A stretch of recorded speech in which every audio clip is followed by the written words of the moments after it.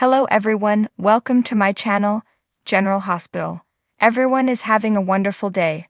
Before starting the video, please subscribe and keep watching for more details videos.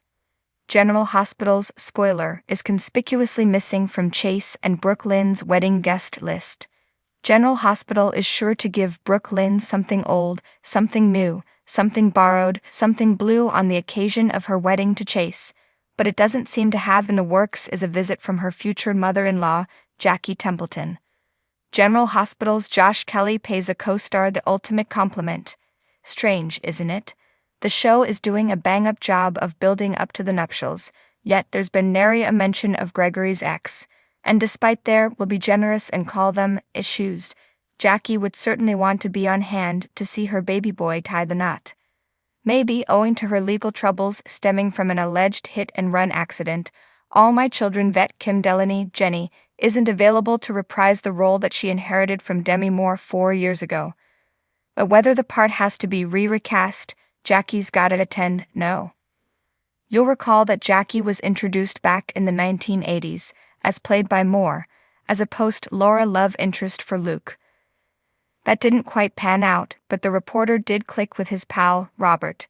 Decades later, the character was reintroduced with a Who's the Daddy storyline in which Jackie wasn't sure whether Chase had been fathered by husband Gregory or future stepson Finn. As you count down to the big day, check out the below photo gallery to RSVP yes to some of daytime's greatest weddings of all time. Celebrate General Hospital's anniversary with a tribute that gets to the show's still beating heart. Plus, pour over a massive photo album that goes all the way back to day one. No, it's not an April Fool's Day joke. Today really is General Hospital's 61st anniversary. The show was released into the world back on April 1, 1963, the exact same day as NBC's similarly themed The Doctors and its utterly forgettable Ben Jared. General Hospital's vitals, who's who in the cast of characters, PHO2Os.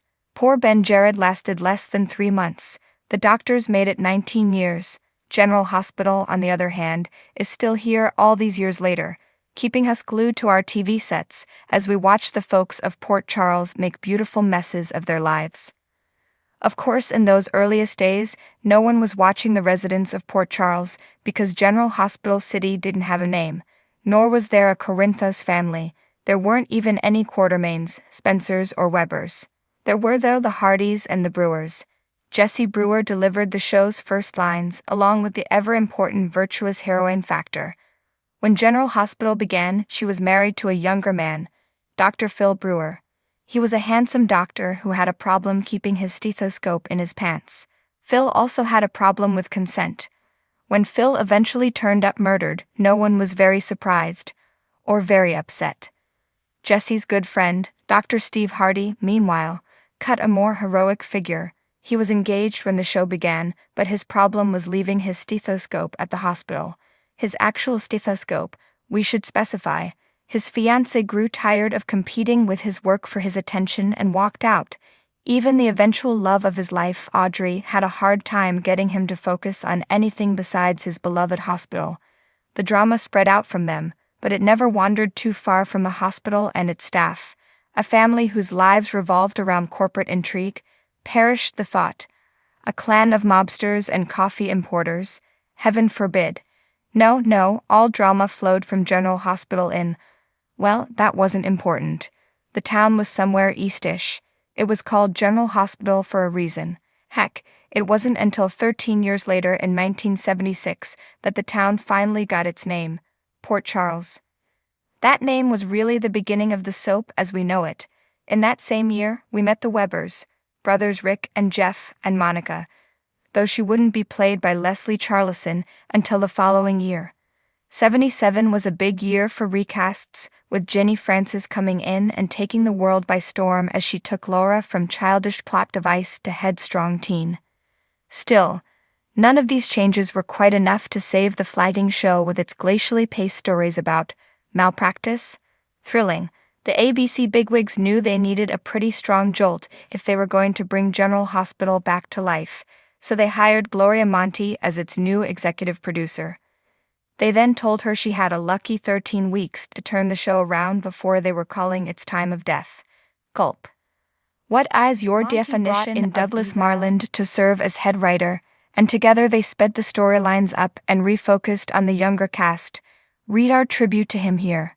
Laura took center stage, playing teen angst with Scotty Baldwin, making us squirm as she was seduced by her mother's friend, and blowing up daytime following her explosive pairing with Luke Spencer. The showrunners then asked if viewers would like to get to know the Spencers and the Quartermains, and got a resounding yes in return.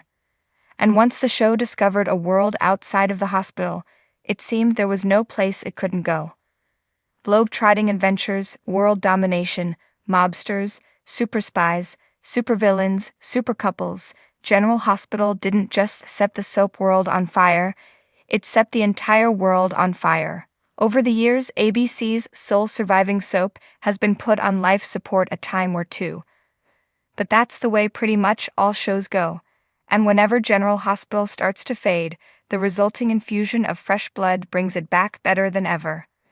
That's certainly what happened in the early 90s, when Wendy Risch took over as executive producer. She gave us heart-wrenching topical stories like the HIV/AIDS crisis, a new tradition in the nurses' ball, and morally ambiguous action courtesy of everyone's favorite mobster, Sonny Corinthos. In the end, General Hospital, the show, isn't that much different from General Hospital, the hospital. The buildings had a few wings added over the years, it even burned down once and was rebuilt from scratch. But decades later, that nurses' station is still there, still creating drama and still giving us all a place we can call home. Don't worry, that isn't the end of our celebration of all things General Hospital. Check out our gallery of the show through the years and relive decades worth of drama and excitement, all personally curated to scratch that nostalgic itch we know you're feeling. Come back to our channel for all your updates. Thank you for watching.